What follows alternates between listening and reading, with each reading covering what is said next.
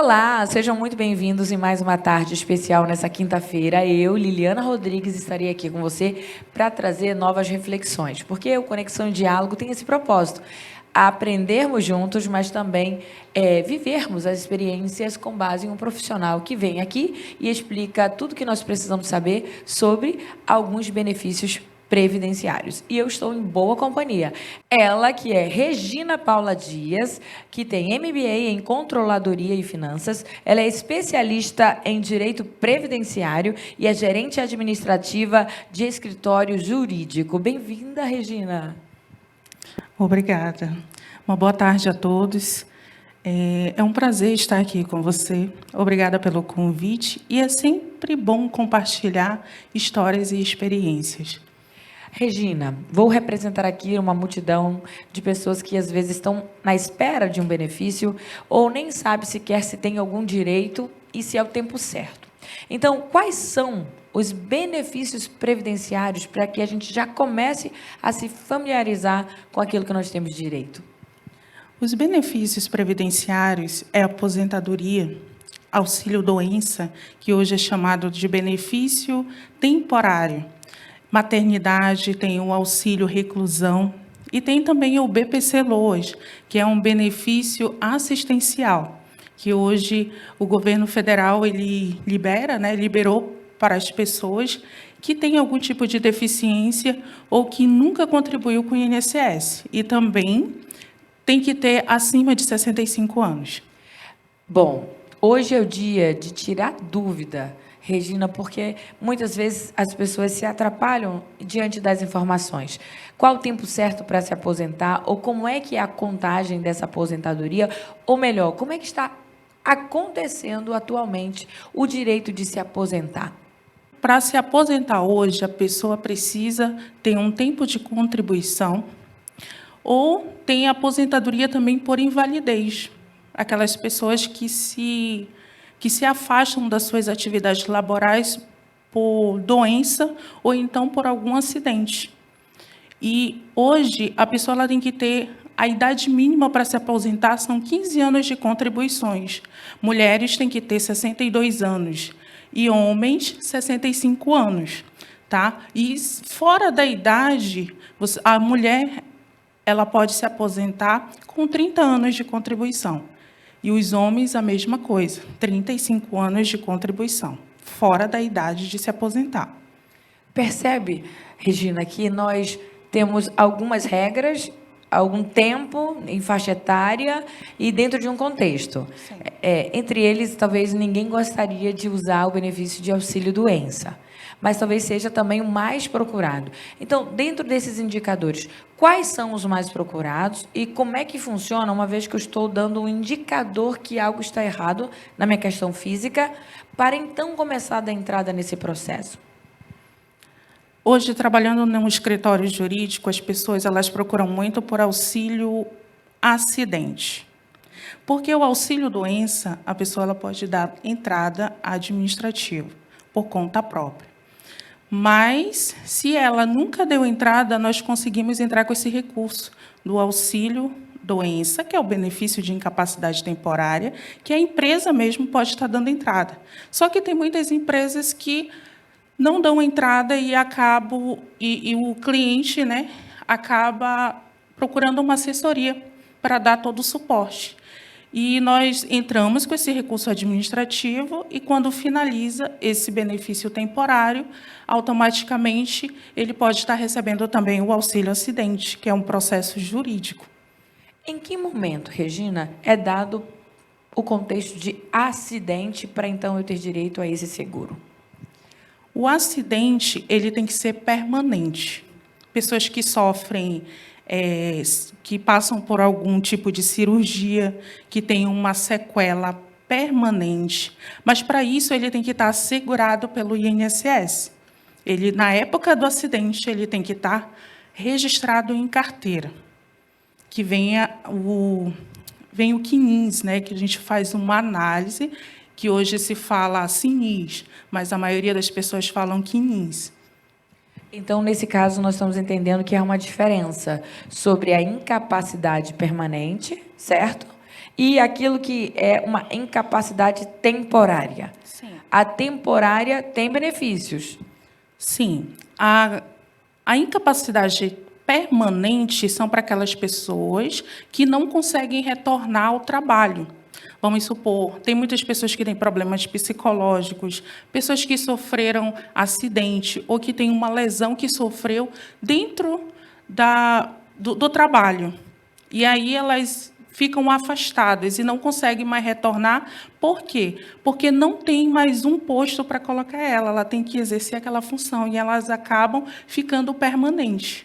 E o temporário é para as pessoas também que sofreram algum tipo de sequela, né, de acidente ou doença, e aí acaba ficando aquele período, porque não consegue exercer as suas atividades laborais, e depois ele retorna. E quando ele retorna ao trabalho, o benefício ele é cessado automaticamente. Nós estamos aprendendo sobre a nossa vida trabalhista, né, dentro dessas condições de saúde, porém que alguns benefícios são dados a você, que pode estar dentro de algum desses contextos, que é a doutora Regina, que é especialista nessa área, e ela veio para esclarecer algumas questões sobre o benefício do INSS, e ela mencionou um nome agora, que nós ficamos só na curiosidade, é o Sinis ou Quinis? É o Sinis. Sinis. O que significa isso e por que ele é tão importante? O Sinis ele é um cadastro nacional. É um cadastro nacional de informações sociais. Social, né, na verdade. Cadastro Nacional de Informação Social. Nele, nós analisamos a vida do contribuinte, que é o colaborador, hoje dentro da empresa. Toda pessoa que trabalha é registrado dentro desse sistema. E aí, nele, nós analisamos se realmente ele tem direito a uma aposentadoria, se na época do acidente dele ou que ele sofreu qualquer lesão, ele tem direito. Então, esse é um cadastro nacional de informação social. Doutora Regina, eu devo considerar que o cenário, nesse momento, é bem delicado sobre alguns contextos, porque o nível de espera é muito grande para alguns casos. Então, tem um tempo determinado para que o benefício seja efetivado dentro desse contexto, que primeiro sai um auxílio, benefício, até se constatar que, de fato, é uma incapacidade permanente? Sim, há um prazo. Quando se fala incapacidade temporária, que é o mesmo auxílio-acidente, ele tem uma análise de 30 dias e ele é gerado uma perícia médica. Hoje, eles estão fazendo uma análise documental. Então, não precisa a pessoa passar pela perícia médica, mas, em alguns casos, sim. Então, eu digo aí que, em 2 meses, 60 dias ou 90 dias, o benefício de incapacidade temporária ele é liberado para o contribuinte. Tá? E nos casos que demora além desses 30 dias, porque a gente conhece muitas pessoas que talvez passam por um tempo maior. E o sistema, na verdade, é que coloca lá todo o relatório para que ele esteja ciente do que está acontecendo durante o processo dele. Hoje, o beneficiado ele não precisa mais ir presencialmente para acompanhar. O sistema já diz se ele está ou não apto e, então, usufruir aquele benefício. E aí, o documento em si é que representa, mas, às vezes, é preciso fazer a perícia. Então, no caso de uma perícia, para quem precisa desse auxílio, em que contexto ela é necessária? Ela é necessária porque, muitas das vezes, há uma dúvida. Será que realmente ele está debilitado? Entendeu? Será que realmente ele está precisando do benefício? Então, hoje, mediante a documentação médica que é enviada, eles fazem essa análise documental e tem alguns casos que eles ficam em dúvida. E aí acaba gerando essa perícia médica e ele vai presencial e o perito ali ele analisa, né, se realmente ele está precisando de um benefício. A gente escuta algumas histórias, doutora, eu tenho que considerar aqui, porque eu falo em nome do povo. Então, as pessoas aqui, os nossos telespectadores, e alguns deles sabem qual é a realidade mesmo, e a gente também ouve algumas histórias. Então, a dúvida, ela é sempre um fator que não dá para, né, ali fazer provas, mas é possível você perceber o quanto é necessário e liberar o benefício. Então, dentro dessa dúvida, quando é que o INSS ele nega um benefício? Quando há documentações inexistentes. E, em questão de negação, nós temos que entender o motivo. Às vezes é documentação, às vezes é um erro de análise mesmo do INSS. E, quando há esses erros, nós entramos com uma ação administrativa novamente, ou então a gente procura orientação jurídica para entender o que aconteceu. A recomendação aqui, nesse momento, é que você esteja preparado para passar por esse processo, mas com o profissional que está habilitado, como nós estamos aqui recebendo as instruções, a doutora Regina, que é especializada nesse direito previdenciário, né?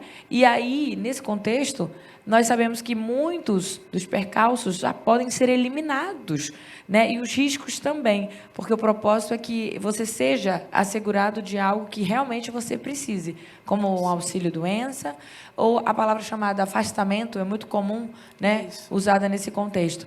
E aí, nas diferenças de no mínimo 5 tipos, a senhora iniciou aqui, né, nos dando essa realidade.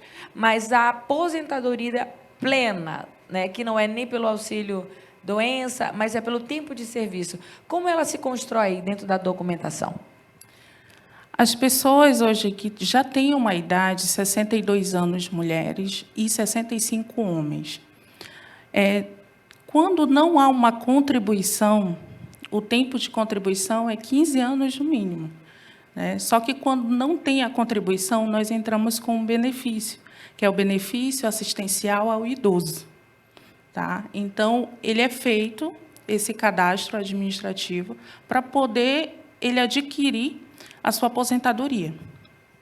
Eu posso fazer isso por livre e espontânea, né, liberdade, ou sempre tenho que ter uma assessoria jurídica para cuidar dessa entrada? É uma empresa que, eu falo, eu estou vinculado a uma empresa, chegou meu tempo de ser aposentado. A empresa ela já encaminha e eu fico despreocupada? Como funciona isso?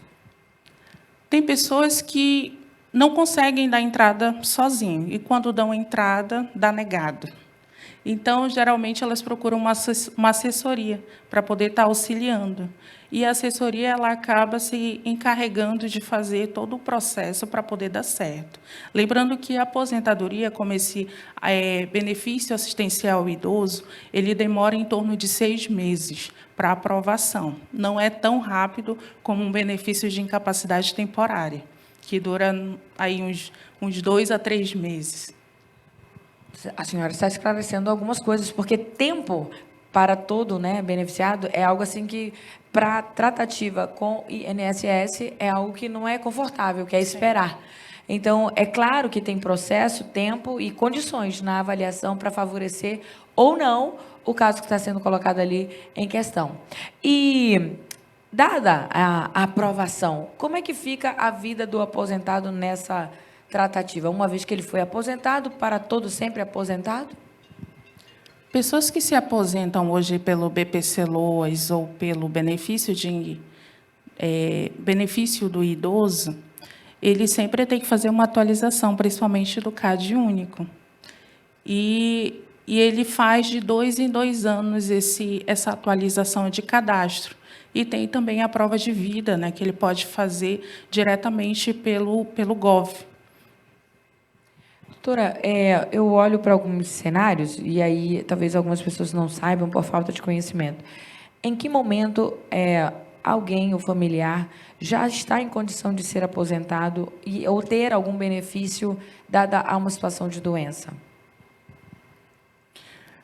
Quando ele está muito debilitado. Ele não consegue mais exercer as suas atividades laborais, que é retornar ao trabalho, à sua vida normal, devido a alguma doença. Muitas das vezes, as pessoas que têm algum tipo de doença crônica, elas são isentas de contribuições. Doenças infecciosas, que tem tuberculose, CA, HIV. Então, todas essas pessoas elas são isentas de contribuições. Ela só precisa de um laudo para comprovar que ela está naquele estado debilitado, para poder dar entrada no seu benefício. Existe um caso em especial que, durante a sua caminhada, fique aqui registrado para todos nós na história, que foi demorado, né, resolver, ou que seja para um alerta em situações de fraude? Sim, hoje a gente sabe que tem muitos fraudes, né? Tem muitas pessoas que trabalham com assessorias e acabam pegando esses documentos e não dão entrada. Muitas das vezes, eles cobram por isso. Mas, na organização que eu estou hoje, nós não fazemos isso. Nós somos uma empresa séria. E teve um caso de uma cliente que ela deu entrada primeiro no DPVAT. Eu não sei se todos sabem, mas o DPVAT ele foi extinto pelo governo federal. Hoje não existe mais. E era uma indenização que todos os acidentados eles tinham. E aí, só que hoje, como ele foi extinto, as pessoas recorreram pelo previdenciário. E hoje nós trabalhamos com previdenciário. Então, essa cliente, ela deu entrada no DPVAT.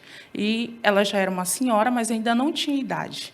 E aí nós continuamos com o processo dela e acabamos dando entrada no auxílio-doença.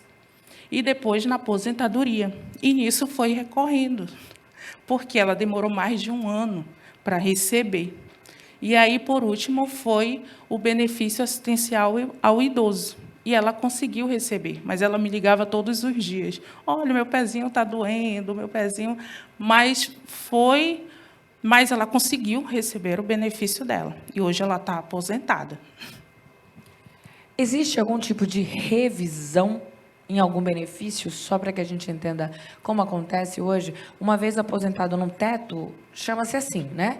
Há um teto, se é um tempo de serviço e ele chega, existe uma contribuição, existe um teto. Então, como funciona essa classificação? Olha, depende muito da concessão e do cálculo. E tem muitas empresas hoje que não fazem isso, ou então fazem de forma errada. E acaba que, quando acontece algo desse tipo, como um acidente, quando ela quer dar entrada no benefício dela, está faltando valores para dar entrada no benefício. E acaba que a gente emite uma guia para poder fazer aquela complementação. Aí a gente faz essa revisão para poder dar entrada no benefício.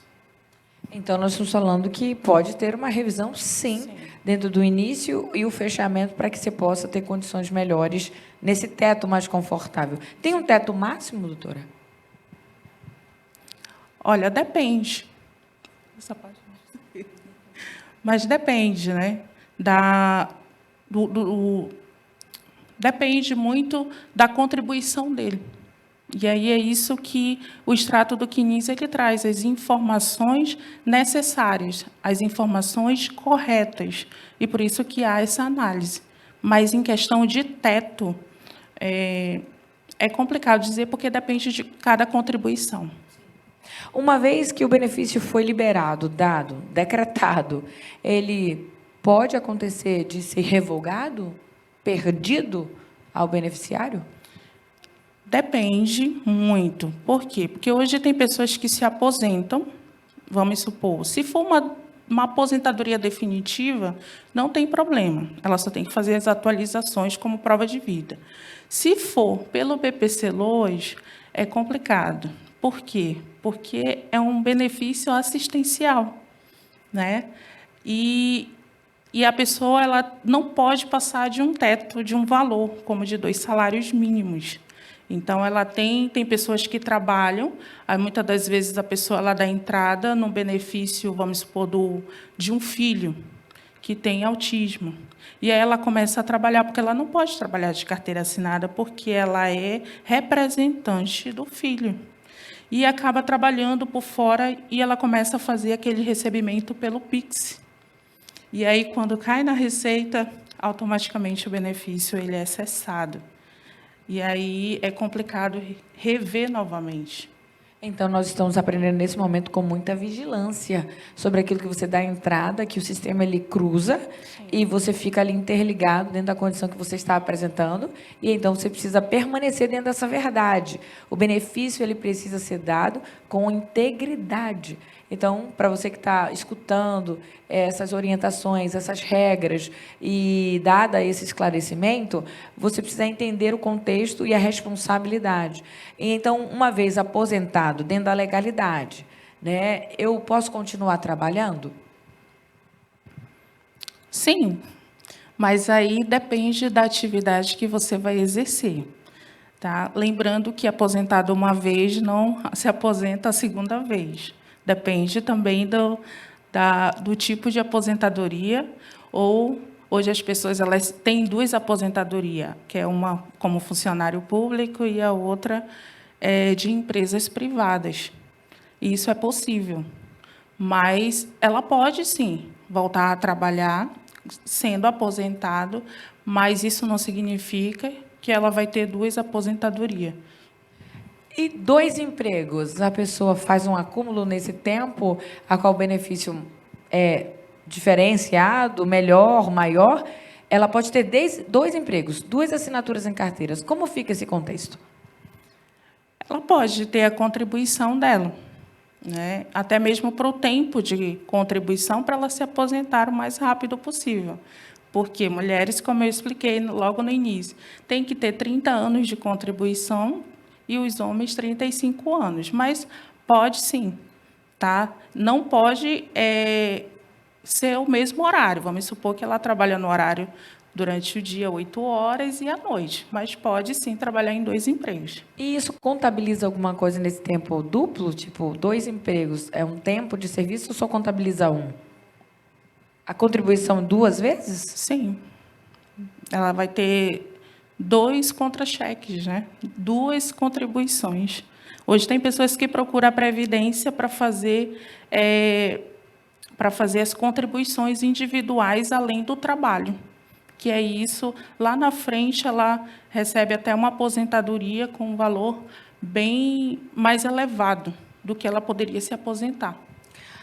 Eu estou fazendo aqui as perguntas de maneira intensa, rápida, porque o nosso tempo é até curto, mas que eu possa atender todos que estão ali do outro lado querendo, então, interessados no assunto. Nós estamos numa pauta que é sobre os benefícios previdenciários e o MEI, ou ME, ele tem direito, ou ele entra, né, em qual situação de classificação nessa contribuição?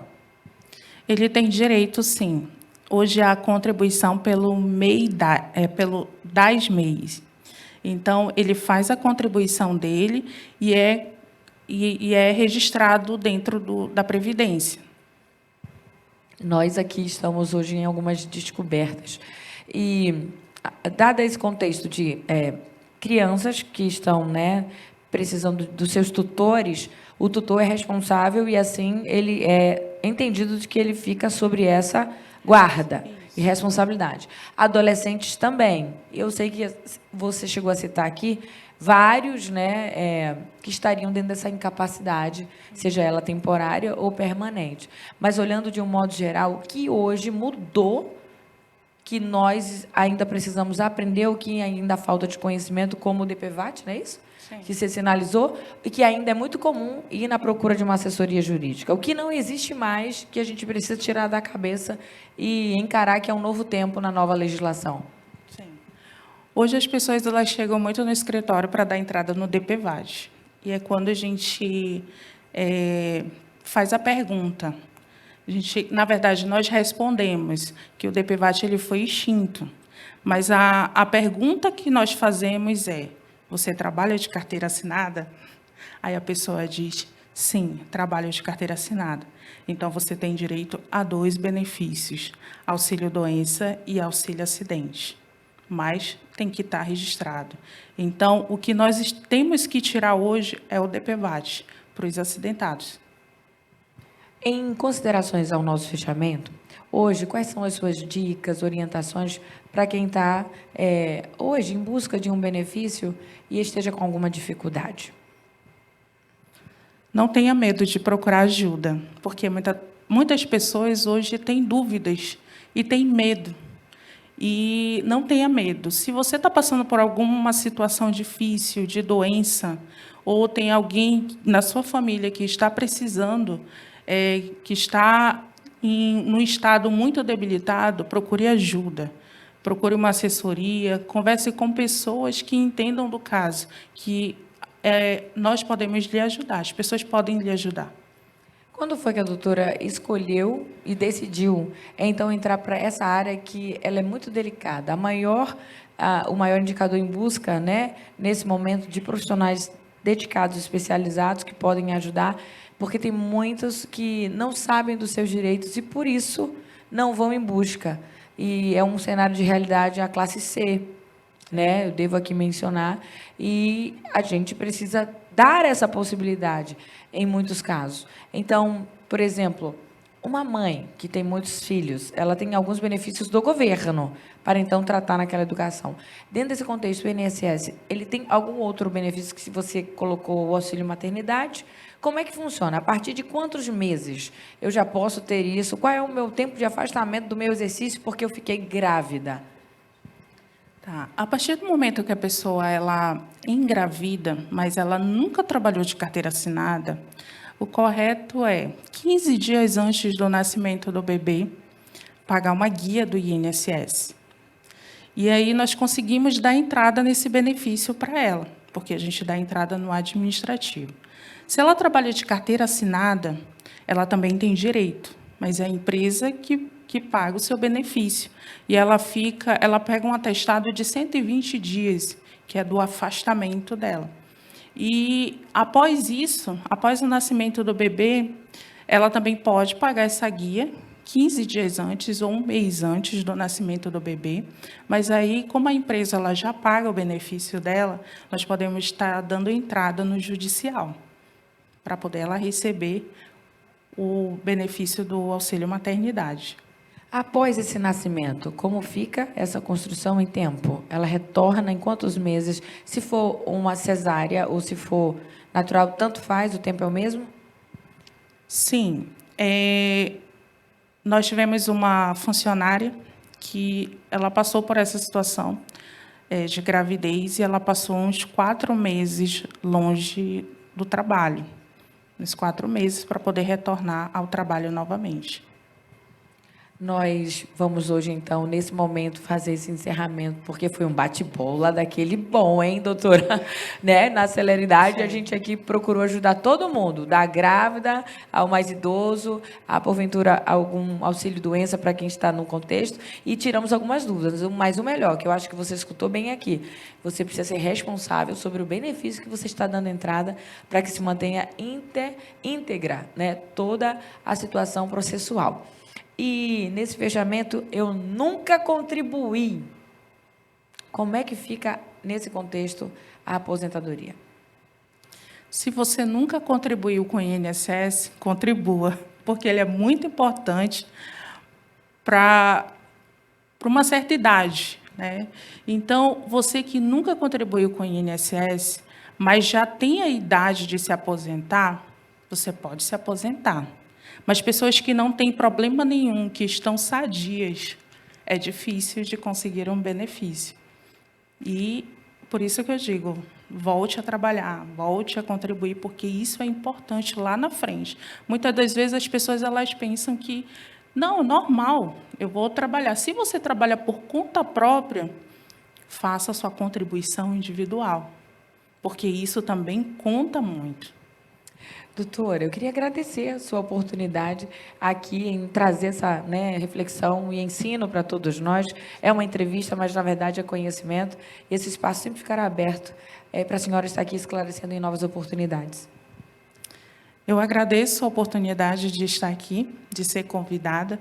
E você que está à procura de um benefício, nos procure. Hoje eu trabalho na empresa Amparo Revisões, e nós trabalhamos com benefícios do previdenciário, o auxílio-doença e o auxílio-acidente. Você que sofreu algum tipo de acidente e que procura um benefício, nos procure. Nós ficamos localizados na Cidade Nova, próximo ali ao Centro de Convivência da Família, em frente a Manaus Energia, que agora é Âmbar Energia, mas nós estamos sempre de porta aberta para lhe ajudar. Tá? Quero até mandar um abraço aí para as nossas consultoras, o meu diretor, Alencar, que ele é o meu treinador, está sempre comigo, e nós estamos sempre de portas abertas para receber a todos. Maravilha! Esse foi o Conexão Diálogo dessa quinta-feira. O recado está dado. Você acompanha os nossos bastidores nas redes sociais, Conexão Diálogo UFBN. E então eu te vejo no próximo encontro. Bye, bye!